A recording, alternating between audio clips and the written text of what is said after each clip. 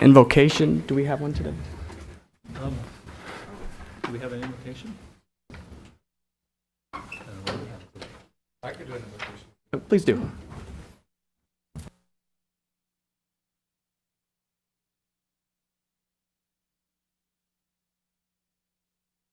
If you'd bow your heads with me, if you'd like. Heavenly Father, we just gather here to conduct the business of the county and all the cities that are here, and as far as transportation and transportation planning and roads, and we just ask for your guidance that all the decisions that we make would be thoughtful, that they would be what's best for the citizens of our community, and that you give us just that clarity to have in each decision that we make. And we pray that you bless everyone here and everybody that lives in Merced County. Amen.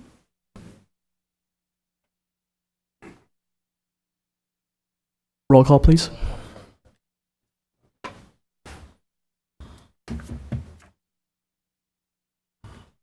Oh, there you go. No. Oh, try. Oh, there you go. Try now. We've turned on clerk and staff.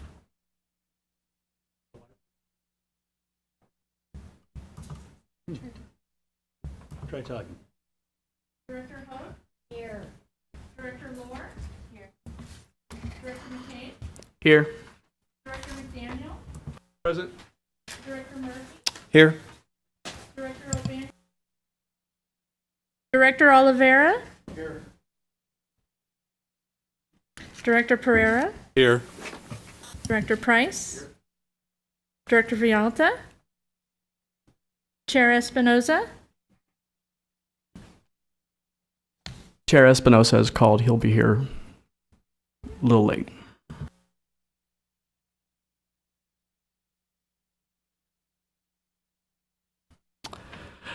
Approval of the agenda. Were there any corrections? I have none. I'll move to approve. I'll second. It's been first and second. All in favor, please signify by saying aye. Aye. Motion carries. Public comment. At this time, any member of the public may come and speak. Seeing none, we'll move on to item 6, approval of the minutes. There's a first. Is there a second? Second. All in favor, please signify by saying aye. Aye. Motion carries. Item 7, recognition of Alan Arnold, Citizen Advisory Committee. All right.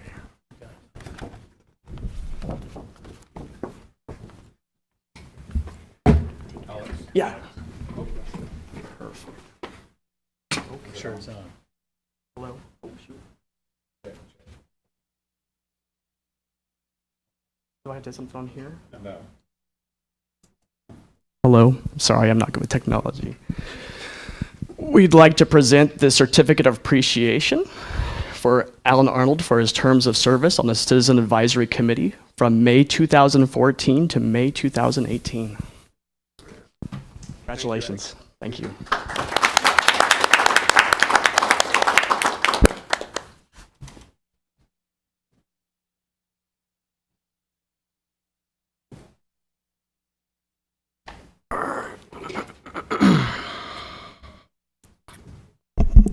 Item 9, Item 8, Citizens Advisory Committee report.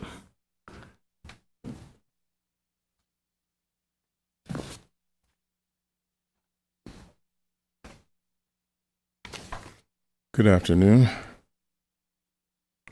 The Citizens Advisory Committee met on April 6th, and there were two action items.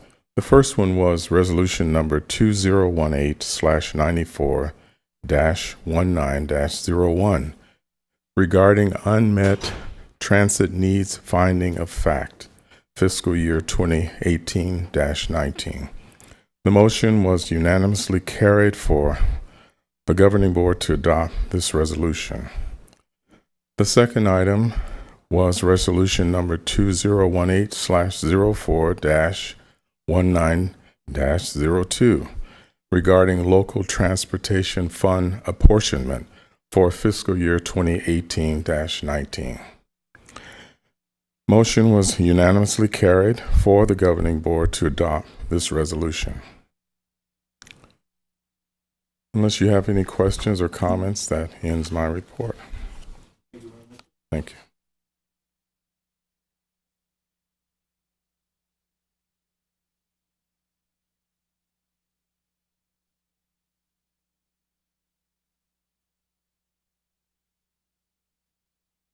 Thank you very much, and I'm back now, and thank you for the Vice Chair for taking over for a little bit. Okay, well now Merced County Association of Governments, item number 9, Caltrans report, information. Mr. Tan Dumas, I forgot your name. Yeah, that's right. Good afternoon, Mr. Chair and directors of the board. Last week was National Work Zone Awareness Week. As construction season ramps up across the state, Caltrans recognized National Work Zone Awareness Week last week by reminding motorists how important it is to move over a lane when passing highway workers on the side of the highway. The move over law went into effect in 2007 and was amended 2 years ago to later include Caltrans workers. The law requires drivers approaching stationary emergency vehicles displaying flashing lights, including tow trucks and Caltrans vehicles, to move over a lane if safe to do so and slow down to a safe speed. Caltrans submitted its 2018 State Highway Operations and Protection Program, SHOP, to the California State Legislature. The 4-year program contains nearly 1,000 projects, $18 billion worth of projects, and over $7 billion more than the 2016 SHOP. These projects are added to the list of thousands of state and local projects already planned, under construction, or completed statewide. The adopted 2018 SHOP covers fiscal year 2018-19 through 2021-22, and is the State Highways System's Fix It First program that funds state safety improvements, emergency repairs, the repairs and preservation of the state highway system, and some highway operation improvements. Before reaching the state legislature, the California Transportation Commission adopted both the 2018 SHOP and the State Transportation Improvement Program, the STIP, at its March meeting. The CTC also approved Caltrans' Transportation Asset Management Plan, which established a 10-year performance targets to guide long-range SB1 investments. I did hand out a flyer. It's the CTP 2050 fact sheet. The California Transportation Plan 2050 is the state's long-range transportation plan that creates a vision that articulates strategic goals, policies, and recommendations to improve multimodal mobility and accessibility while reducing greenhouse gas emissions. The CTP 2050 planning process will include a comprehensive statewide public engagement campaign designed to provide early and continuous opportunities for public input to the plan's development. Outreach activities will involve a range of methods to connect with communities throughout the state. Any information you have would be great, and we'd greatly appreciate your any data you can provide as well. Some follow-ups from last month's governing board meeting. Director Pereira, regarding State Route 59 near Oakdale Road. This work was completed on Saturday. I believe our PIO team sent you an email as well. Mayor Veralta, not here. Regarding 11th Street Crosswalk, last week we installed a temporary fix for 11th Street Crosswalk in Los Banos. This button-activated blinking LED warning signs are up and operational. Mr. Pittenger, regarding the $108,000 in funding being returned from unused MCAG funds.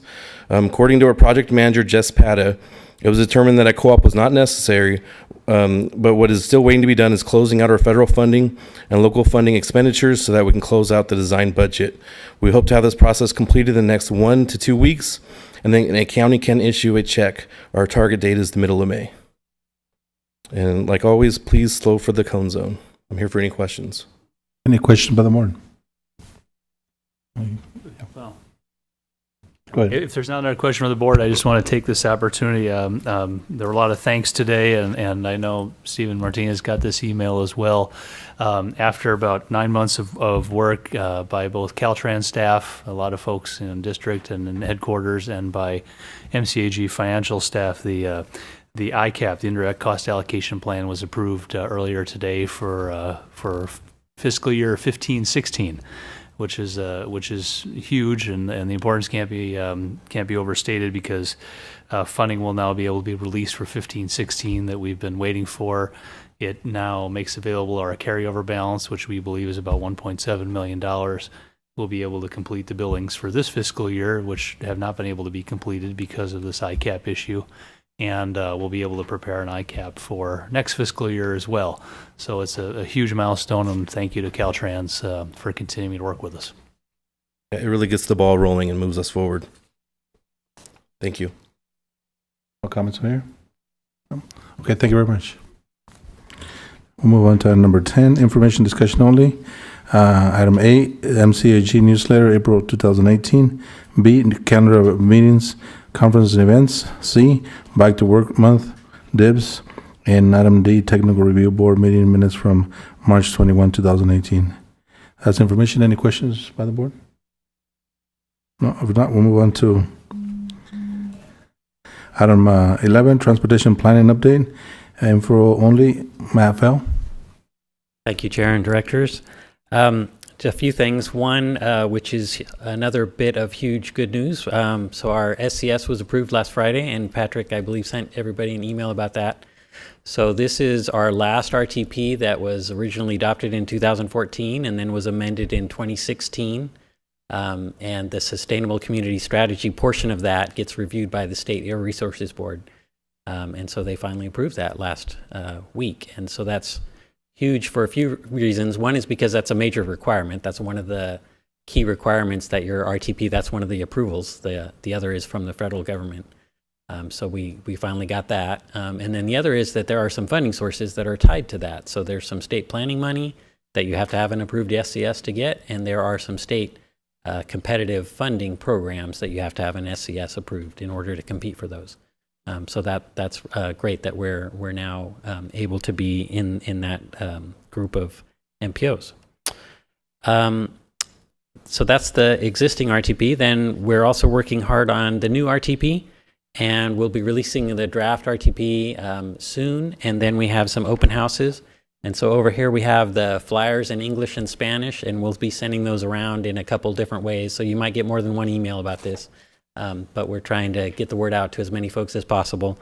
And the 4 open houses are on May 23rd, 24th, 30th, and 31st. So it's Wednesday and Thursday at the end of May. And they'll be in Merced, Livingston, Los Banos, and Planada. And they'll all be in the evenings. Translation will be available at all of them. So we'll be getting the word out, like I said, in a number of different ways. I want to make another plug for ATP Active Transportation Program Cycle 4 is coming up. They'll be releasing the call for projects next month, and then those are due in July. And if you want any assistance with applying for an Active Transportation Program grant in order to do a plan, please contact myself or Natalia, and we can help you with that. And then also on Active Transportation, the multi-use path studies that are ongoing that Mark Thomas is working on. The next meeting is the next meetings are on May 3rd, and those will be in Los Banos and at MCAG to talk about the connection to Merced College in Los Banos and the Atwater Merced bike path connection. So work's proceeding on that at a good pace, and that's when the next meetings are. That's the update. Thank you. Any questions by the board? No? Thank you. We'll move on to item 12, Measure V implementation update, information only from Stacy Dabbs. Thank you, Mr. Chair and members of the board. I'm going to try to be brief because we have a handful of other measure items that are going to follow this one, I think 2 or 3. And some of this is we talked about in the previous budget workshop, but For the measure, the revenue update, let's start with there because that's easy. As I've said, every month the revenue projections are being exceeded by what we're actually generating. We have the actual true up numbers through the end of 17, so that's the first 9 months. We've since received the January estimated payment, and we expect February to be coming anytime soon. But if you look at those actual true up amount through the end of December, based on the 15 million annual projection, we should have had about 11.225 million. But instead we have 12.96. So for that 9-month period, we are ahead on the overall revenue generated. That means about 856,000 more than what we were expecting for local projects, and about 750,000 more than what we were expecting for regional projects. About 85,000 more for the transit fund, and about 17,000 more for the administrative portion of that. So again, that is just through December. If you take the estimated payments that they're giving us monthly, and you take those into account for January, February, and March, which would make us whole for a whole year, because the first the money was started being collected in April of last year, that would put us at about 15.7 million. That doesn't take into account the true-up payment that we would be getting for the end of that first quarter, which could very easily get us well over $16 million for our first year. Those true-up payments have been about 850,000. They've been higher. At the end of the 17, that one was particularly large, but it was the holiday season. So even on a conservative estimate, we're in really good shape to exceed our $15 million projection for the first year.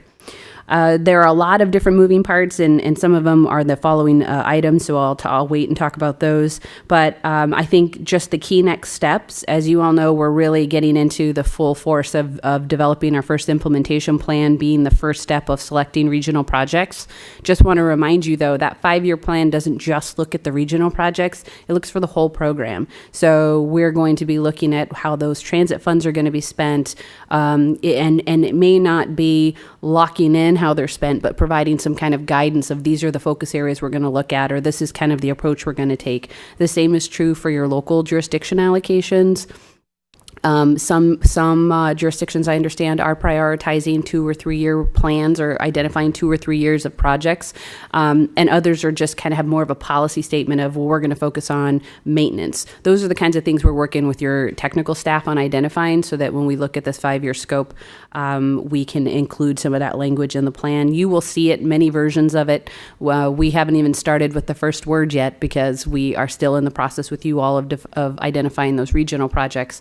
But the goal is to have a draft here to this board in August, and the final adoption after a public review process comment period in October.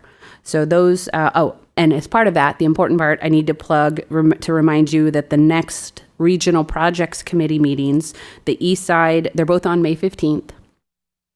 The east side is at 10 a.m. in Livingston, and the west side is at 2 o'clock in Los Banos. And I think with that, I'll end there. Okay. Any questions by the members? If not, we'll move on to item 13.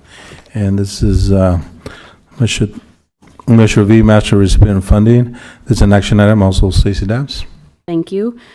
The current each of the jurisdictions have a funding agreement with MCAG that is required in order for you to receive your local allocation of funds. That was a 1-year agreement, and it's set to expire in June. So what we have done, we drafted an update that addresses a couple of new components. Like the existing one, as you all may recall, we put together quickly, and it was very basic because it was needed to be in place by the time you could get your first allocation of funding. Since then, we've developed things like reporting procedures and reporting requirements on maintenance of effort, things that are in the expenditure plan, but we just needed to kind of flush out procedures and policies. So the funding agreement that we have drafted that's before you incorporates some of those things, like reporting tools and reporting procedures. linking the schedules of when your reporting requirements are going to be due. It talks about promotion of projects, that if they're a project over 50,000, that you would brand it in some way with a Measure V sign.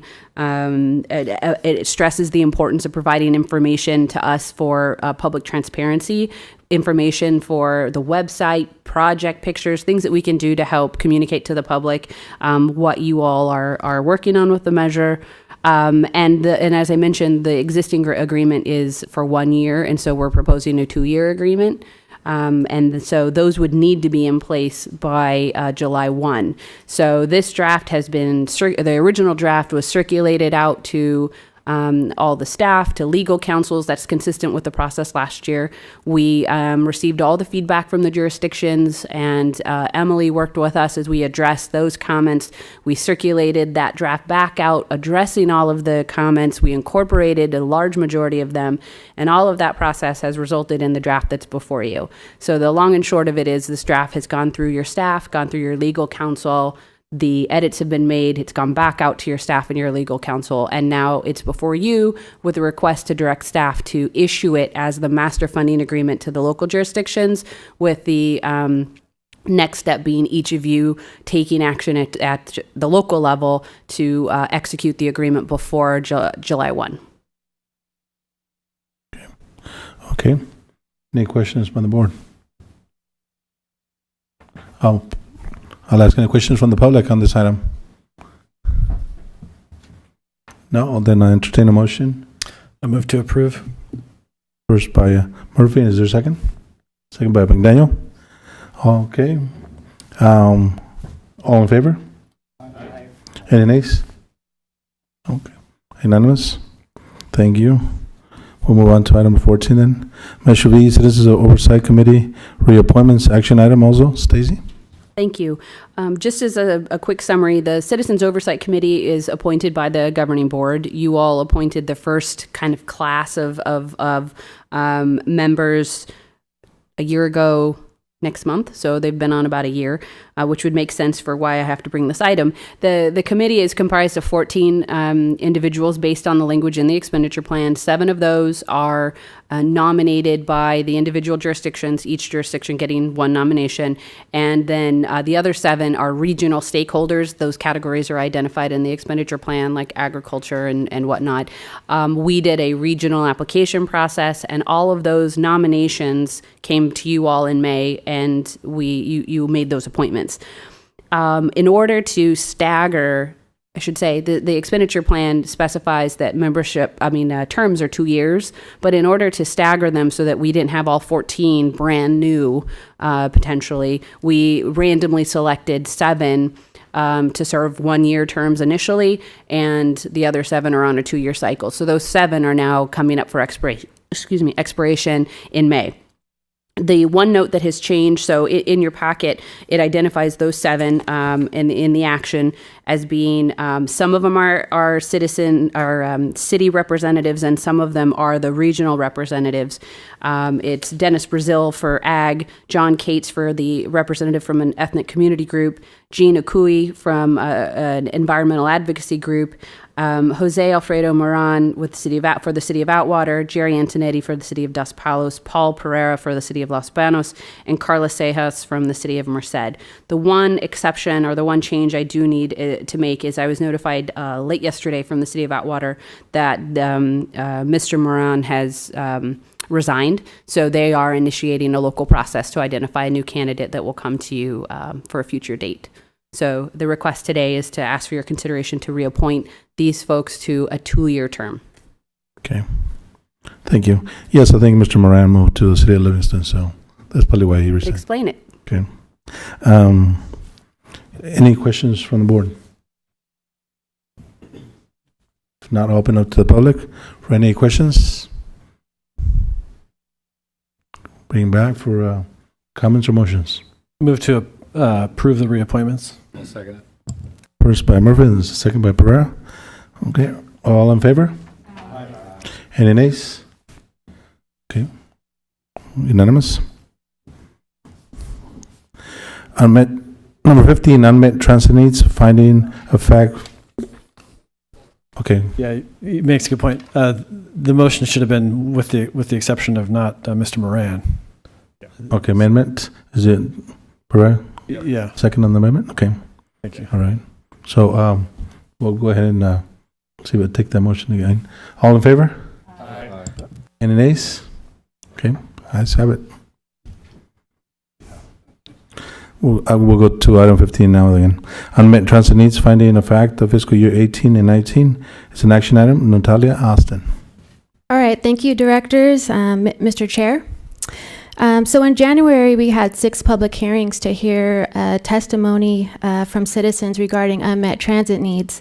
And in February, the SSTAC reviewed all the comments, and they are recommending a finding of fact that there are no unmet transit needs that are reasonable to meet for fiscal year 18-19.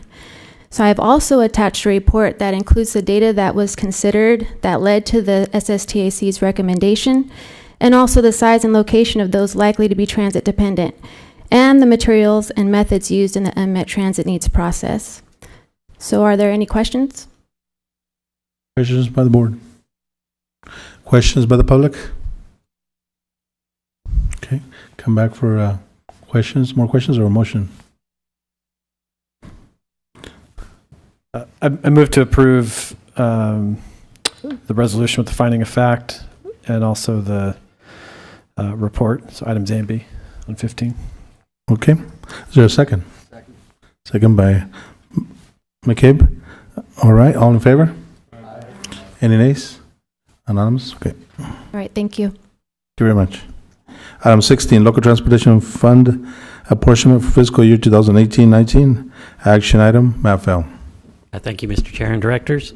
Local Transportation Fund is derived from 1/4% of the state sales tax, and that comes to MCAG Board for apportionment.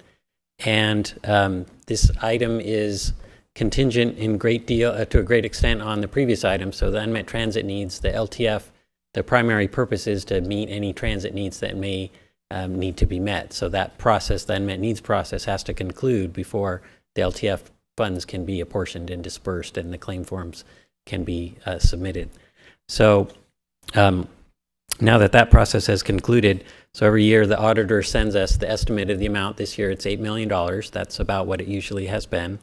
And then on the second page of the staff report, you can see a proposed apportionment schedule, and a couple of those just basically going from the top. That auditor takes $3,000 for their administrative cost, and then MCAG has a $52,000 administrative expense basically to do the unmet needs process. And then the $713,000 is the planning portion that MCAG is taking to fulfill transportation planning. And then the Transit Joint Powers Authority is claiming $5.5 million, and that's broken down into $3.5 for operating and $2 million for capital. Then YARTS is claiming $300,000. That's the same amount that they claimed last year for operating expense. And then we do have a new one, which I'm going to talk about in a second. But then after all of those, then there would be $1 million that would be distributed to the local jurisdictions by population. So the current year, it's $750,000. So the proposed apportionment schedule, it would be $1 million. So we are proposing a possible new apportionment, which is reserved for future passenger rail. So as you know, there's been a lot of movement towards bringing passenger rail to Merced, and we already have passenger rail in the form of the Amtrak service. So the idea here is that there may be a point in time in the near future where there will be a need to provide, or there may be an opportunity to go after discretionary funding, and if there's a match available, it may be easier to go after that funding. So that's one potential use. Another is potential operating needs for passenger rail. So that could come from either the existing Amtrak service, or it could come from ACE. So generally speaking, anywhere you have rail passenger service, there is a local component to the funding of the operating cost usually. There's grants that are available that can fund capital, but the operating, there's usually at least some component of local funding. So the idea here is to start building a reserve for a potential future decision. So if it was $400,000 for 5 years, that would be $2 million, as opposed to if we don't have a reserve, then we wouldn't have that money. And of course, the board can at any time in the future, since it is a reserve, that money could be freed up in the future if the board chooses to do so. If you did establish a reserve and then later decided to free that up, you could do that at any time. But again, the idea is to start building to increase our ability to move in case there's an opportunity for rail funding and or an opportunity for rail service, because rail service coming to Merced could potentially depend on local funding. So if you have any questions about that or LTF in general, I'd be happy to answer those for you. Your question? Go ahead, sir. Just, and maybe the same answer I got from Blake the last time. Does this funding or this reserve that you're talking about, does this include high-speed rail? No high-speed rail. It would be up to the board, but the idea here is ACE and Amtrak passenger rail service. And those are also the needs that are reasonably foreseeable in the near future. High-speed rail service isn't envisioned to be coming to Merced in the time frame that so high-speed rail talking about would have to be a separate vote farther down the line for this? It's up to the board, and I mean the board could provide clarity on what if you choose to make a reserve, the board could provide more clarity on what that is. Well, for today, and I vote today would approve this reserve funding for ACE and Amtrak service. Is that correct? It's a reserve for future decisions for passenger rail. Yeah. That's not what I asked. Well, if I may, Mr. Chairman, Yes, sir. Director Price, sir. I think that there are a couple options here. One of them is that it could be specified in this action now, but even if it's not, any use of this funds in the future would require additional actions. So even if this were set aside right now for passenger rail, no money could be expended out of this without additional action. So in order to designate it where it would go. Exactly. I see. Right. More specifically. It's really just putting it aside. It's not authorizing an expenditure. That answers my question. Thank you, Matt. Thank you actually for that. It should be clear. Questions, comments? Open up to the public for any questions. No? Go ahead. Matt, how does this $1 million compare to past years? Last year, the LTF or the last LTF was $750,000, and then the year before that, I think was zero. There were several years it's been zero. LTF was zero for about 5 or 6 years. Okay. Because it was all needed for transit. Thanks. Okay. Any others? Okay, move to approve. You had a question first? Okay. Is there a second? First by Member Lauren and second by McDaniel. All in favor? Any nays? No nays? Okay. So it passes. Anonymous, thank you. 17, Regional Rail Planning Update. Information, Blake Dunford. I'll take this Matt? one for Blake. And just a brief, wanted to highlight that the morning express service is starting on May 7th. So that's the early morning run to get from Merced up to Sacramento before 8 o'clock. So that'll be a great opportunity for folks to get there either for morning or all day meetings, which wasn't possible or isn't possible right now. That will be possible on May 7th. There are some information in here about the new business plan that Amtrak does every 2 years, or actually the JPA does every 2 years. Also a little bit about ACE, which is that ACE is moving forward on their plans to bring the service to series, but they are also working very hard on getting to Merced and to Sacramento.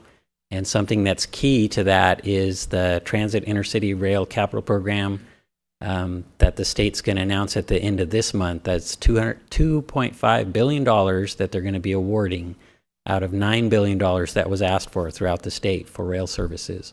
And San Joaquin JPA, Amtrak, and ACE went in together asking for $700 million worth of improvements to extend to Sacramento and to increase the efficiency of the Lathrop connection and a bunch of other stuff.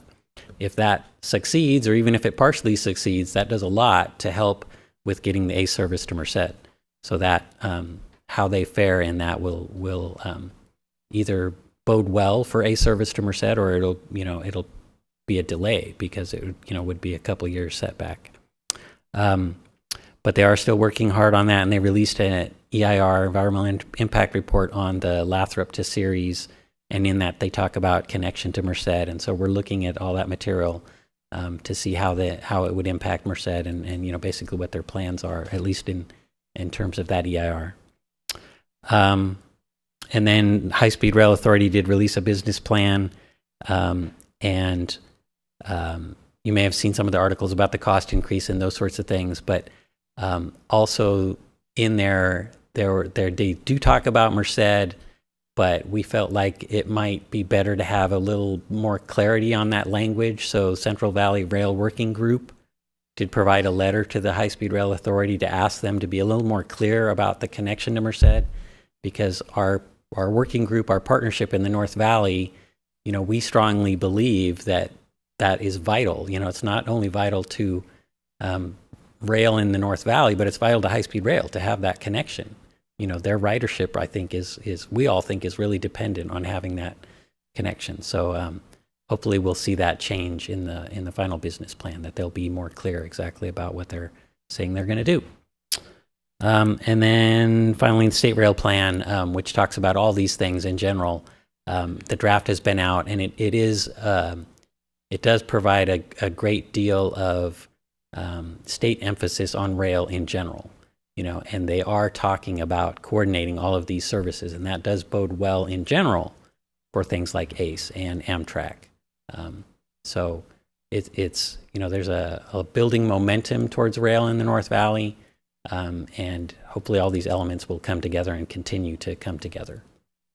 So that's just for information, but if you have questions, I could answer those. Any questions? Okay, go ahead. Or just a comment. A lot of these passenger rail issues have to do with Merced. We spend a lot of time, a lot of our day at City Hall talking about passenger rail. The TRCP decision that's coming out this month is hugely important. I know Matt mentioned it, but a favorable decision means that we get ACE service, and an unfavorable decision means it's pushed off. So be watching it very closely. Yeah. And just for information, I'll be on the first train to Sacramento on May 7th. I already purchased my tickets, and there'll be a tour provided on the Golden One Center. So if anybody wants to go, I can ask if you guys want to join the tour. It's May 7th, so that we're boarding at 5:20 a.m. here, and it gets to Sacramento right before a.m. So if anybody wants to go, let me know. Okay. All right. I'm going. Okay, good. Anybody else? Okay. So that was just information, so thank you very much. 18, Regional Transportation Impact Fee, RTIF, and SB1, Local Partnership Program, LPP, options. Action item, Patrick. Thank you very much, Mr. Chairman, and I'm glad Matt didn't go far, because I will admit freely that both Nav and Matt have been working with me on this on a couple of items related to this. I'm going to focus on what's different than the last time you saw this, and a related proposal. The first thing that's different since we last talked about this is that additional jurisdictions have acted on the MCAG requested actions, which was to rescind the RTIF agreement and to approve the 2016 listing. I won't read it, but 6 out of the 7 jurisdictions have acted. There's some differences in action, but a lot of progress has been made. We did talk to Lori Waterman, who is the interim city manager for Atwater, and she indicated, I think it was May 14th, was when she was targeting action for Atwater. So unless you know otherwise, Mr. Mayor. But she said she was looking at the 14th, and we appreciate that.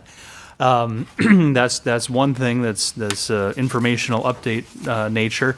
Another informational update type thing is that we, on these tables that show here the amount of funds available for RTIF, if you see that there is a slight increase, yet again, that is correct. The county, as part of their action, did act to cease collecting the RTIF, but now if you can confirm yet another check had come in since the last time we had done this, and actually since we produced this table, I believe we received another check from Atwater. So the funnel, if you notice it's changing, that's not incorrect. That is correct, but it's in a positive direction. We're going to get that 108 back as well from Caltrans that Mr. Martinez mentioned. The other thing that's different here is that a few months ago, Matt presented an item on the LPP, which is the Local Partnership Program.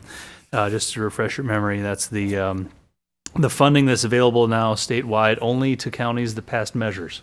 And there's a portion that's formulaic, and the result of that formula, seeing that Merced County does have a measure now, is that we get about $1.25 million for the current fiscal year and the next one. And as Matt had indicated a few months ago, there's a need to figure out how to proceed with that. So we saw a potential synergy here between the RTIF and the LPP. And if you go to the page 180 in your packet, on the last page in the packet, this is only optional, but what that shows is the potential, as previously discussed at this body, the potential distribution of the RTIF funds based on the contributions to the RTIF, and also the potential distribution of those LPP funds to each jurisdiction based on the Measure V share, which we believe is appropriate because Measure V is the reason why those monies are coming to Merced County in the first place. Both of these funding sources are the MCAG board has discretion over.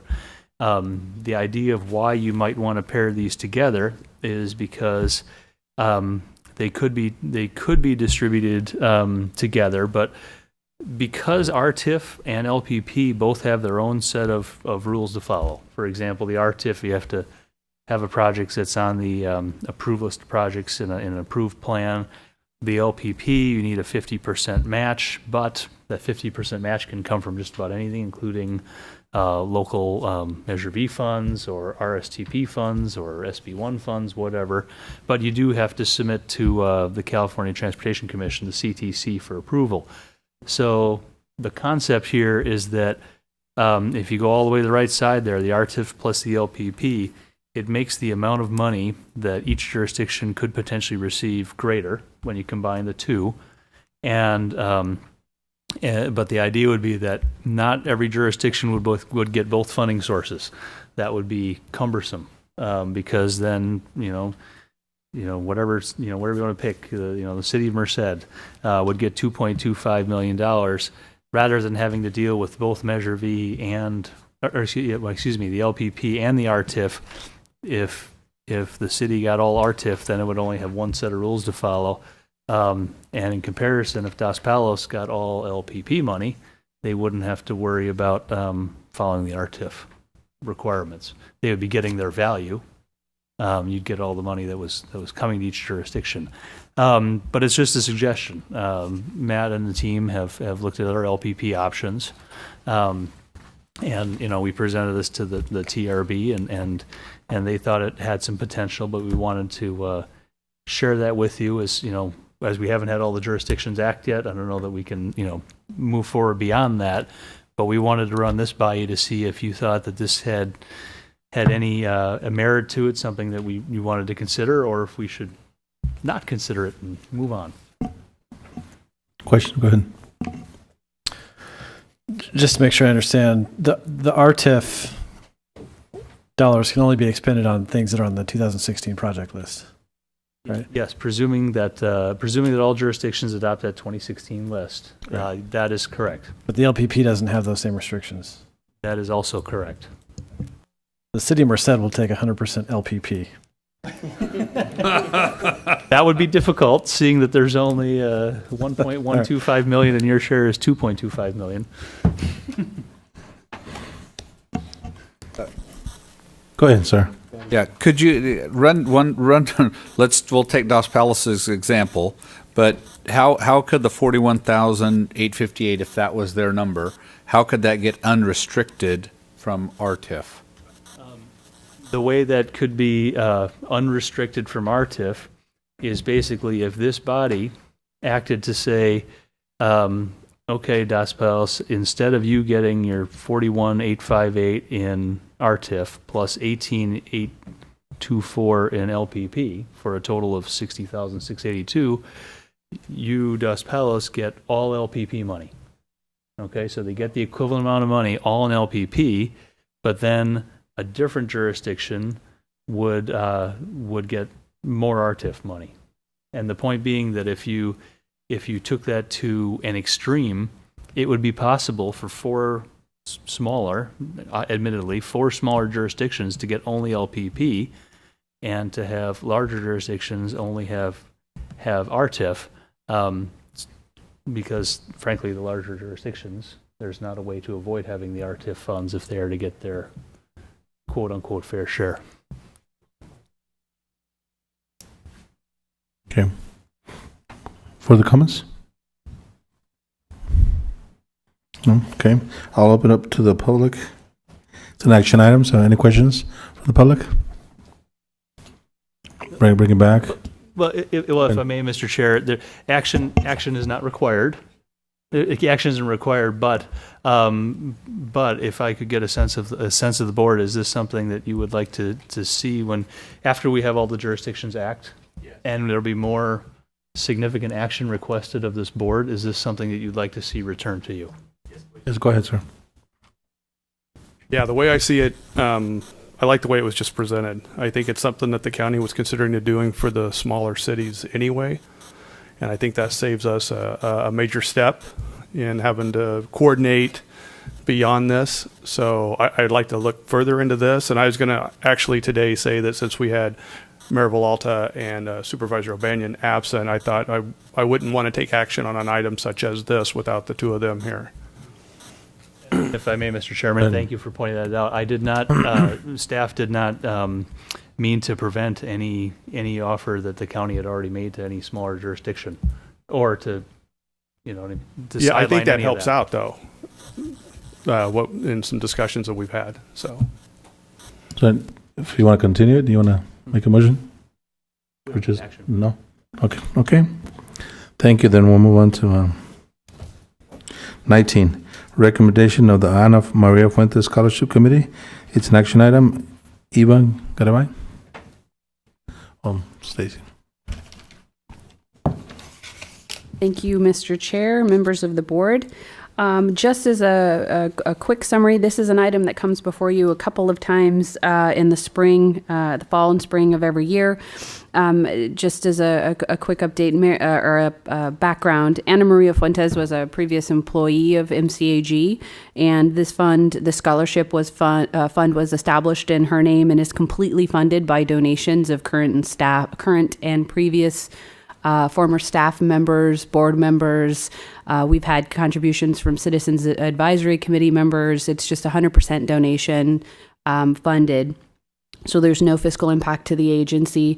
We do a notice to all the high schools in the fall that this opportunity is available, and then you all appoint one of your peers to serve as on a staff and family review panel. That process has been underway. We want to thank Director McCabe for serving on the evaluation committee this year, and it's a $1,000 scholarship a year up to 4 years. So this could be a total of a $4,000 scholarship based on academic performance, and it's open to any student, any graduating senior in Merced County.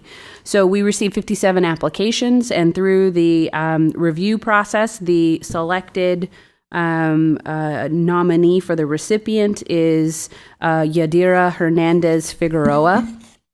She has a GPA of 4.35. She's a Merced High senior.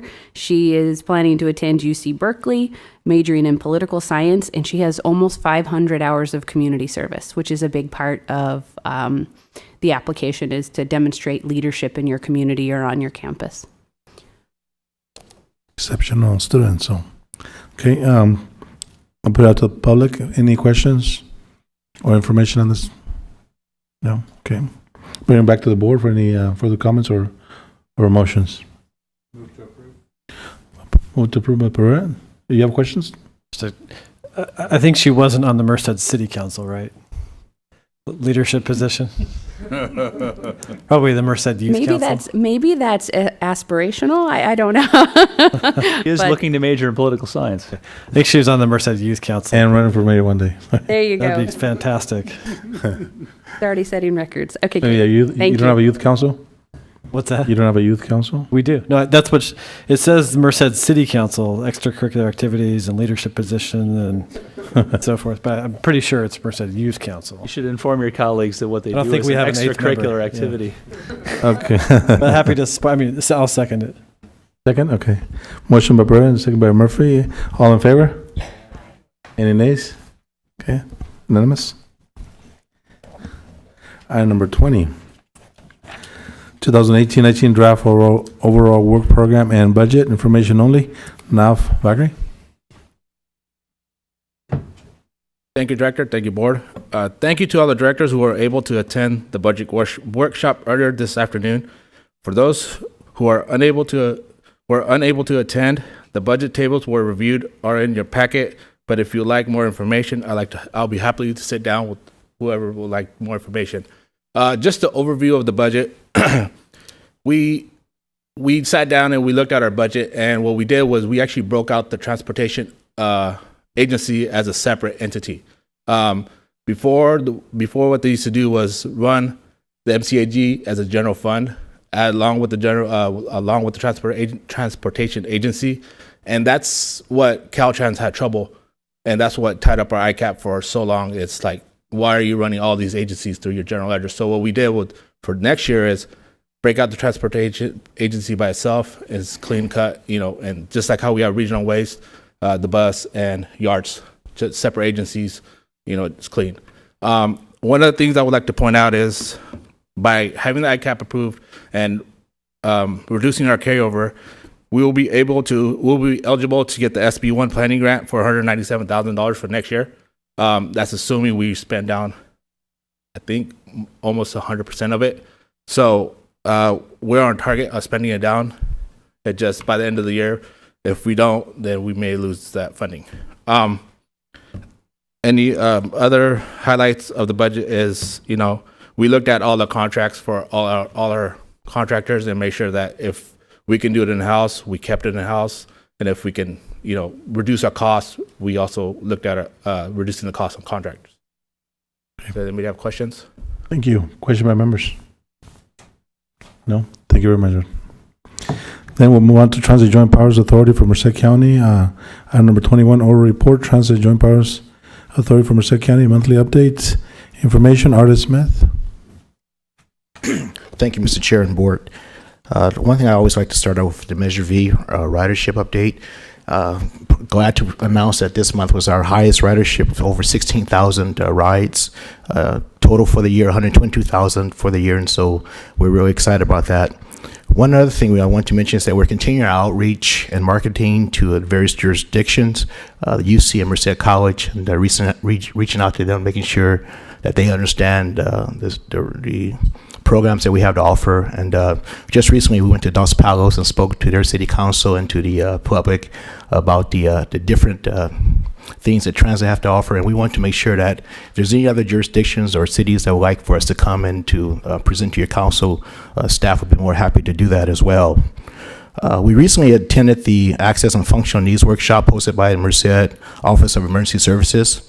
And we have identified some of the things that transit will be able to play in the event of emergencies during during that period of time. And also, a good thing that came out of that was we need to establish a transit summit, because there are other transit agencies, as far as the school district and things like that, that will be able to provide their services in case there's some kind of emergency needs. And so a good thing came out of that collaboration with the Merced County Office of Emergency Services.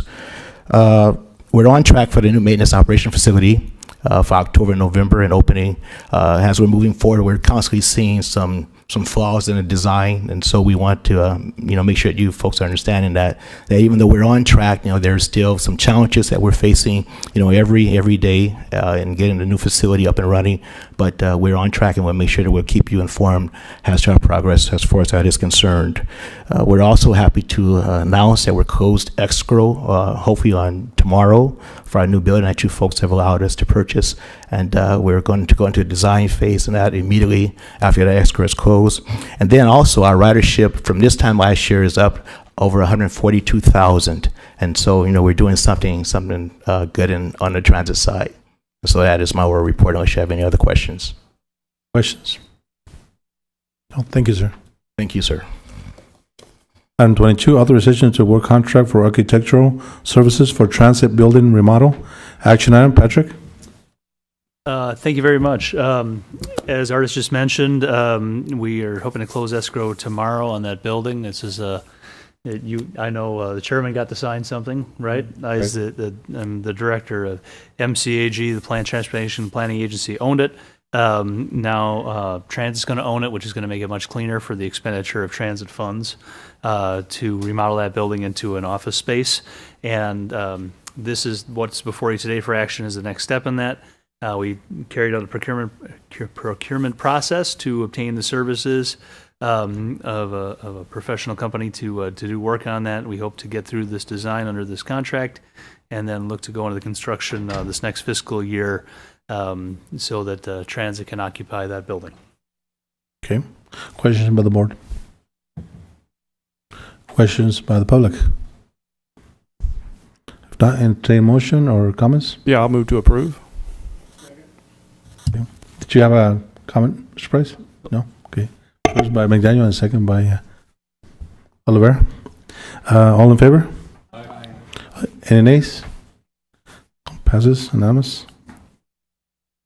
23, Transit Joint Powers Authority for Merced County fiscal year 2018-19 draft budget information. Pat Magri.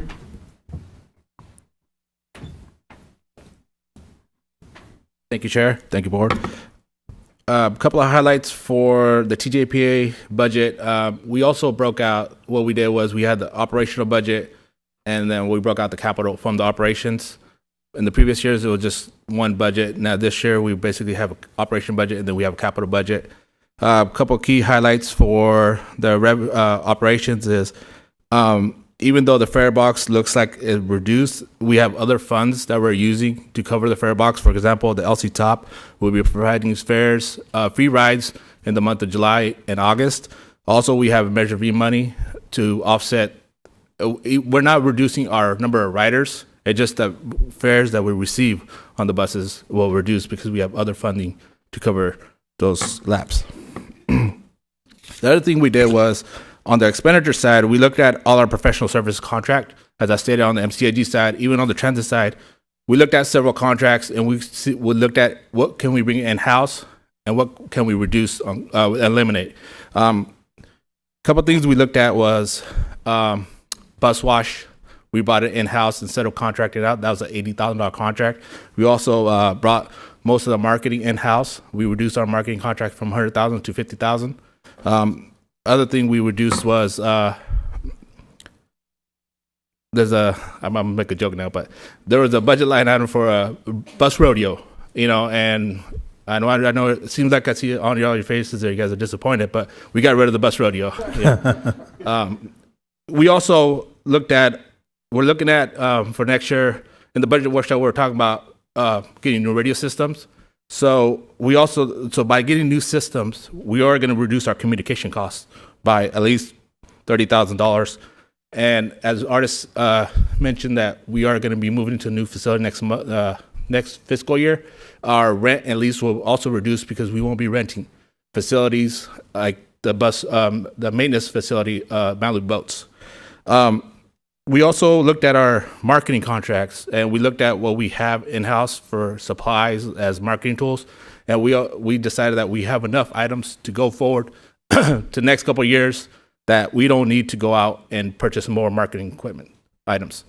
On the on the capital side, we looked at what fundings we could use to new facility. We got the SGR money, State of Good Repairs, which we will be buying lifts for our operation, for our maintenance. We also have Cal US money to build the wall and the security fence, and also the security cameras. The Cal US money will also be paying for the new radio system. So, we're looking at other funding sources to purchase a capital. And that's about it. Oh, then we got 5339 money to renovate the building next door at our current location. Oh, great. Any questions? Questions by members? No? Okay. Thank you very much. Thank you. And we'll move on to Merced County Regional Waste Management Authority. Now we have about 24 information item. Brooks Tire, the monthly update. Good afternoon. Just want to point out the tonnage first. You can see that we have actually, we've actually dropped a little tonnage at Billy Wright, and that was intentional. We don't want to fill up that landfill before the expansion is completed, so Marty's been watching it weekly and has actually just slowed down slightly the vendors, so we think that's prudent, and it's they've responded well, the customer has. Wood Brothers, the reason I'm dressed like this today is we had the construction kickoff meeting over at Billy Wright this morning, and it went very well. We got together the engineering firm that designed it, and they are also monitoring the construction, and the contractor, Wood Brothers, and the subcontractor that's doing the actual liner install, and all of our staff. And we went through 3 pages of detail with very little issue, and so they seem to be very good to work with. And our consultants know the contractor well, and they've done work for us before. So I think it was an excellent kickoff meeting. And official start date is April 30th. So it should be done October. And that should be, again, 6 months or so ahead of schedules or when we need it. So again, all positive there. 600-acre land purchase at Billy Wright. I'm continually reminded that we should not discuss the negotiation portion of it.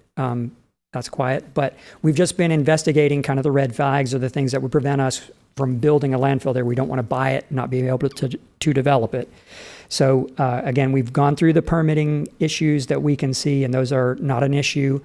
And the pipeline or neighbor issues, nothing there. And then the road access, the county is actually in favor of that. And so the only issue is water, and the Haydens are working on that. So at this point, I want you to know we haven't forgotten about it, and we're still working towards it. But again, it's a long process. Landfill gas to energy project, we've already started meeting with the UC, and the good news there is that they've been responding well to our request for information. And so we're gathering information on their current air emissions, and they're giving that back to us. And then so we'll probably be having a meeting on site with them in the next couple of weeks and start drilling down to the actual design. And then we've contacted the county Dana about the actual pipeline paths to help us determine where existing easements and right-of-ways are. And so we can put the pipeline in those existing ones, and that'll make it much simpler and cheaper. Okay. Any questions on any of those issues? No. Okay. And then just a reminder, last weekend was Merced's HHW collection at Highway 59. So I'm sorry, this was TRB presentation from last week, but we have another one coming up in Los Banos. That's the same as their community cleanup time. So the community cleanup, you're not allowed to go to unless you're a resident, but any resident of the county can go to the HHW portion of that. And then Atwater has moved their spring cleanup because of rain to May 19th. And do you know the location, Mayor? Buhack Colony High School. So that's coming up for you guys. Okay. And this one falls under the Speak of the Devil category. Last year, we asked to put $500,000 in the budget for emergencies. What happens if something major breaks or some kind of big issue surfaces? We've never had any. And so, of course, as soon as we do it, blower failure. So let me just explain what that is. So the gas collection system at the landfill has a constant vacuum on it. So there are 80 wells drilled into the weight, 100 feet deep or so, and they have a constant suction on those. And so it pulls it out of the ground, it runs it through some pumps, and then those go to the flare, and then the flare ignites it. So it destroys the gas, so it's not a greenhouse gas. This thing has to run 24 hours a day, 365 days a year. If it stops, then we are putting methane directly into the atmosphere, which is a violation.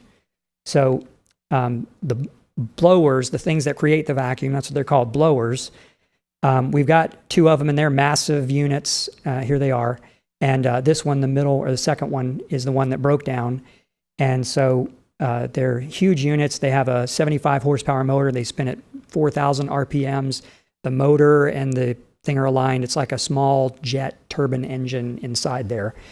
And so sure enough, one of those broke. And what I want to point out is we've seen this thing 100 times, that we have one unit here and one unit here, and we never really paid attention to the fact that there's a third space here.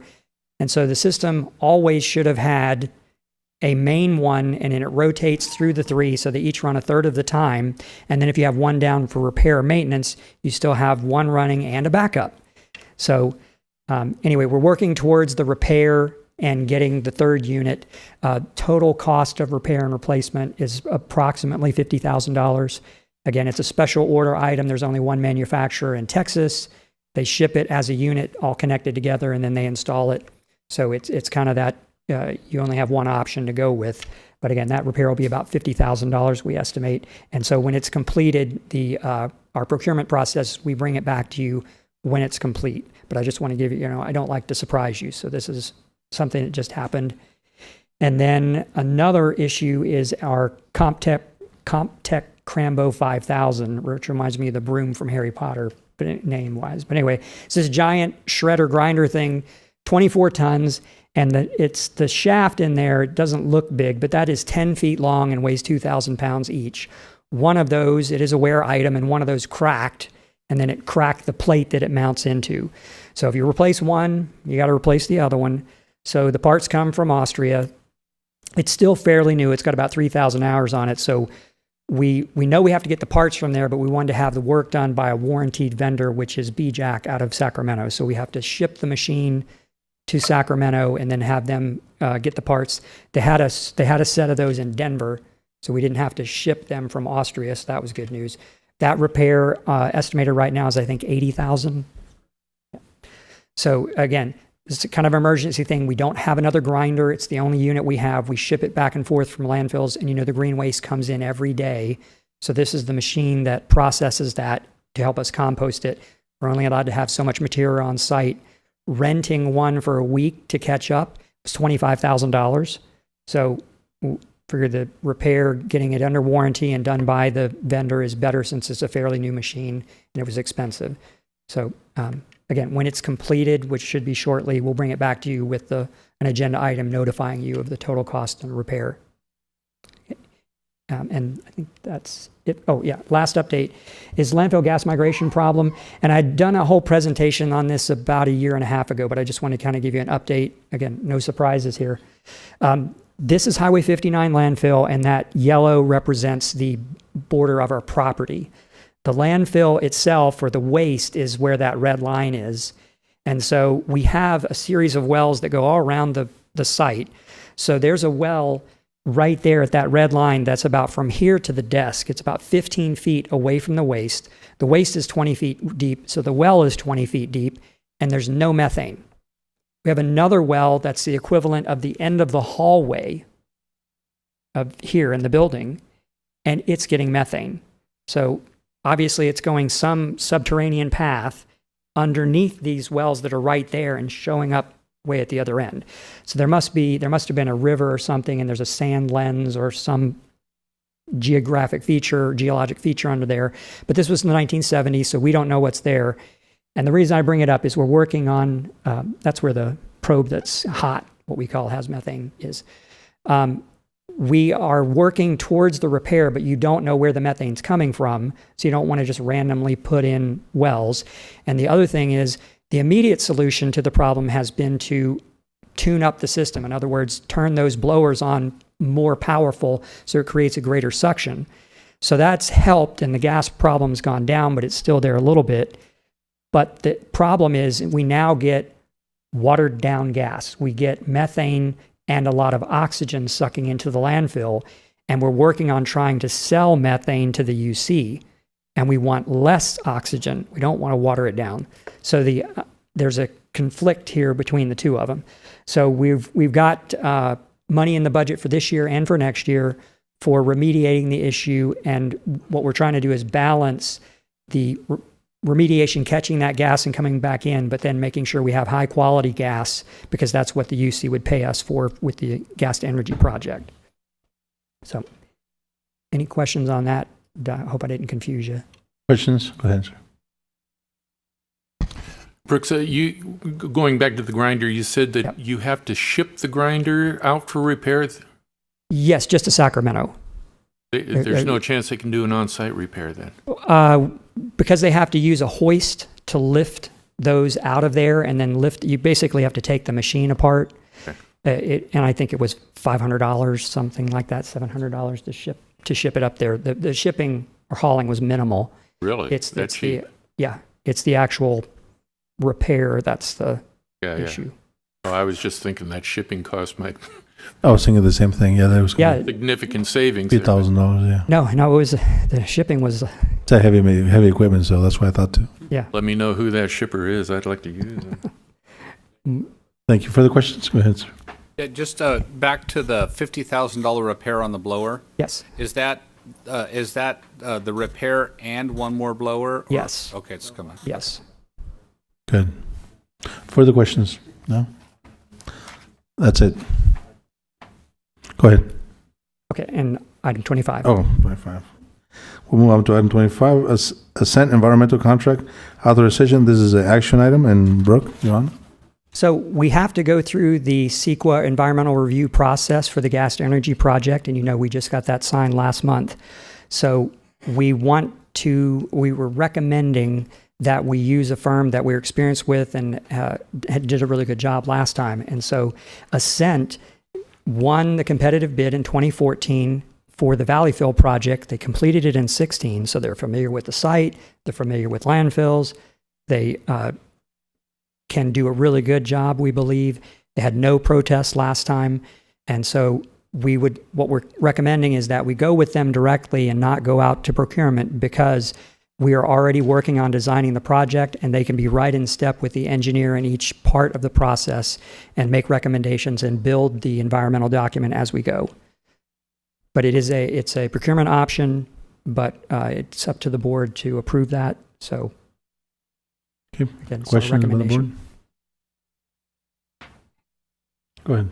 Yeah, what was so when they did the original CEQA, is the scope of this project similar to that? Yes, officially they're amending our existing EIR, and that's why we're recommending them, because this will officially be an amendment of that. And do you know approximately what the cost was of the previous? Yes, it was around $300,000. So we put in the budget $300,000. So the big picture here is we've got about $300,000 in the engineering design and $300,000 then for environmental permitting. So the entire investigation of the project would cost about $600,000, but we're not going to just spend the full $600,000. We're going one step at a time, make sure we can get the pipeline, make sure we can get the air permits first, and then we'll proceed with the design and the expenses in both categories, the engineering and the permitting. Other questions? Now open up to the public. Questions, comments on this item? If not, bring it back for further comments or motions. Move to approve. Move to approve. Is there a second? Second by Oliveira. Okay, all in favor? Aye. Any nays? Okay, passes. Anonymous. 26, capital project budget amendments, project 80030 and 80031. Action item, Brooke. Thank you. And let me just cut to the chase. This is the aesthetic berm, is what we call it officially. It's the tree line that separates the landfill from the road at Highway 59. And so some of these trees went in decades ago, I don't know.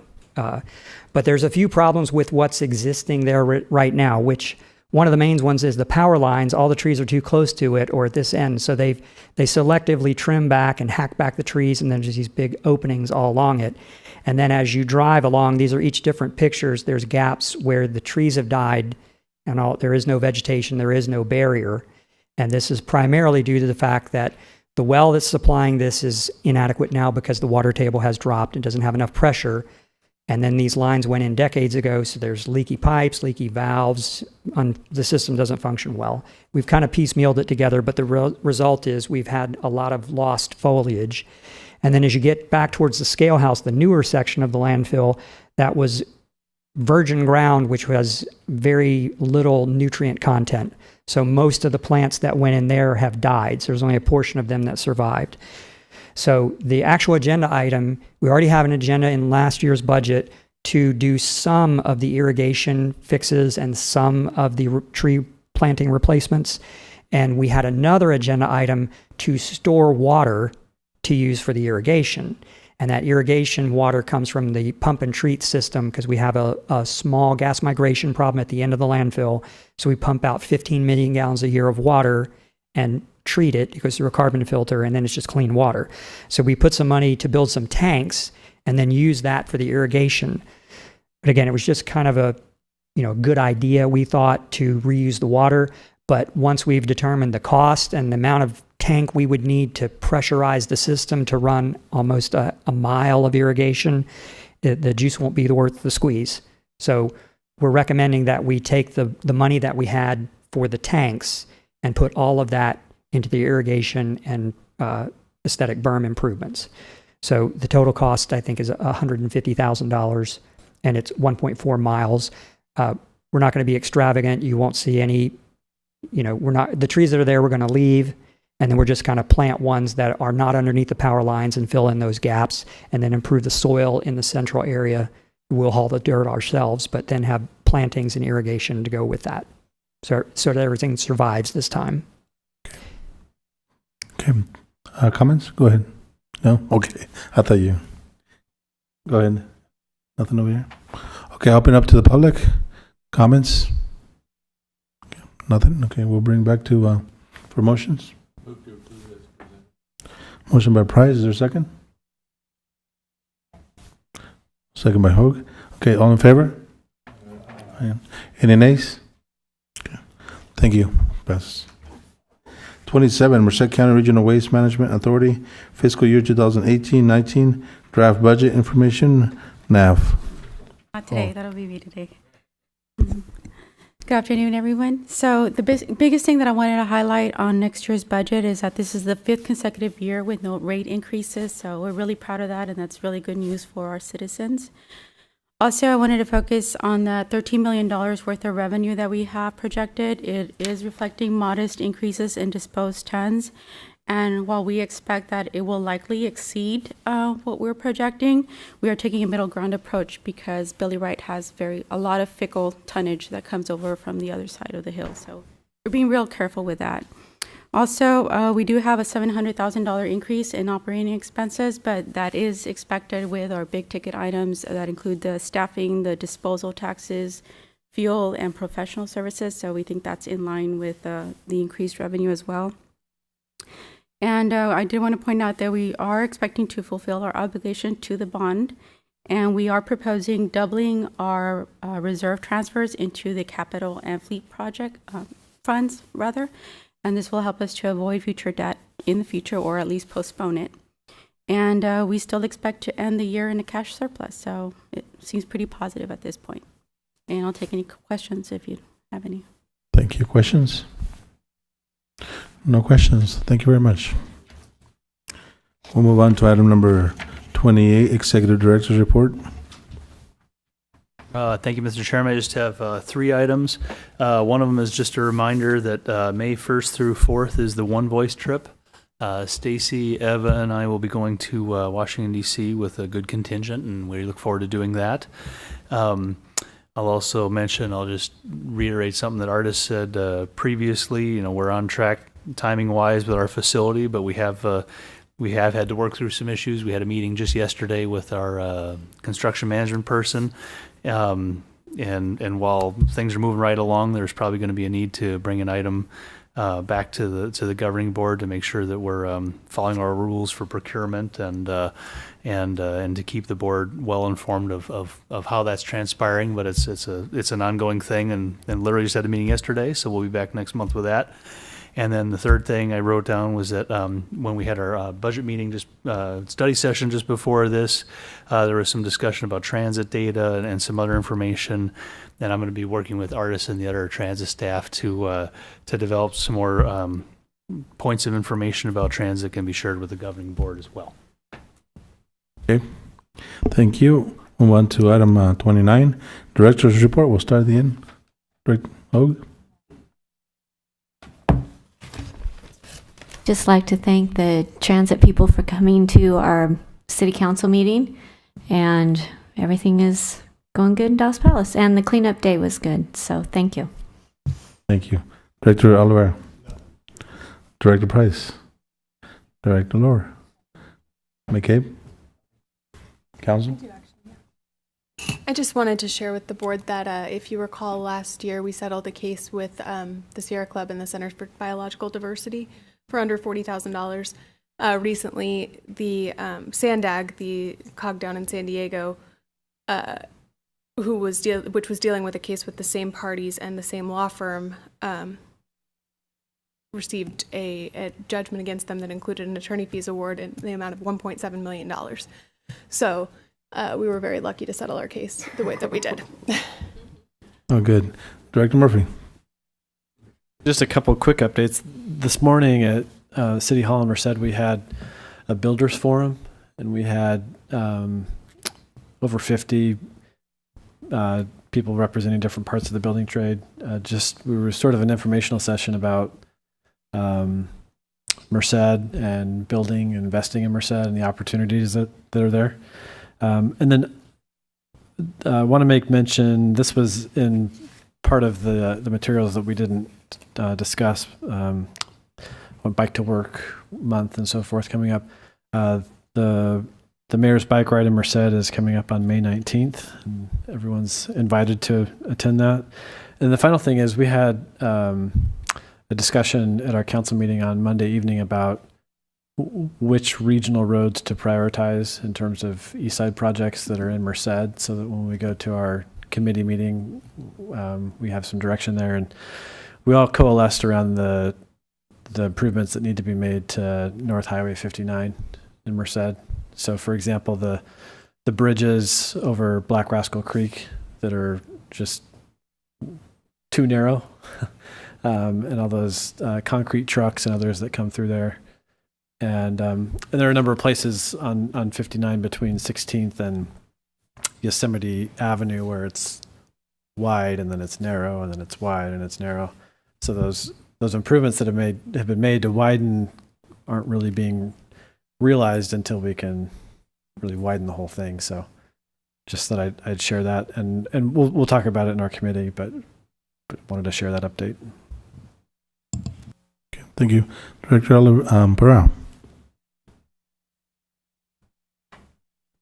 Well, I guess I don't really have a report, but I would like to thank staff for putting together such a good budget. I don't know why, but it just seemed more clearer to me this year than in the past. And I like positive numbers, so that was good. So just thank you. Thank you. And Director McDaniel. Sure, thank you. I'd like to thank both Matt Fell and Patrick Pittenger for participating in my town hall meetings that I had last month. They were well attended, and you guys could feel some of the pressure that we get as electeds on a continual basis on some of the needs that are out there. And I thought you both of you did a great job of explaining it. We had some taxing questions, and we had one disgruntled gentleman who did not like taxes at all and how it happened. But I think the way we explained it from Dana to our state representatives to Patrick, myself, and I mean, he had a 7-tier explanation of how the taxes are done, and he had no more comments after that. So I think it was just your guys' input and being there. Appreciate it very much. Thank you. Thank you, and myself. And the next meeting will be in the city of Merced, May 17 at 3 p.m. And that's all I have. So you have a good night. Oops, closed session.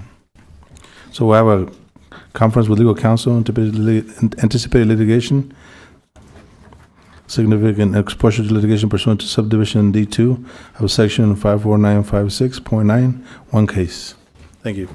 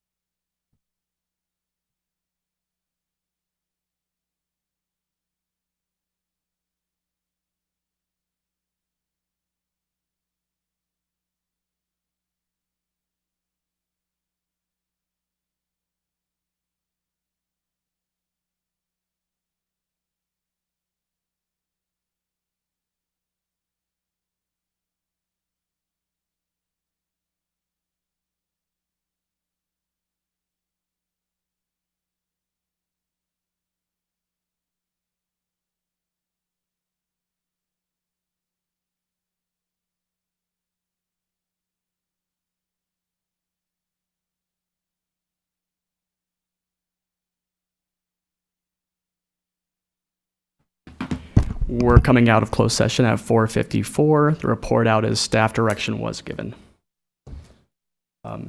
Is there anything further? Seeing not, meeting is adjourned.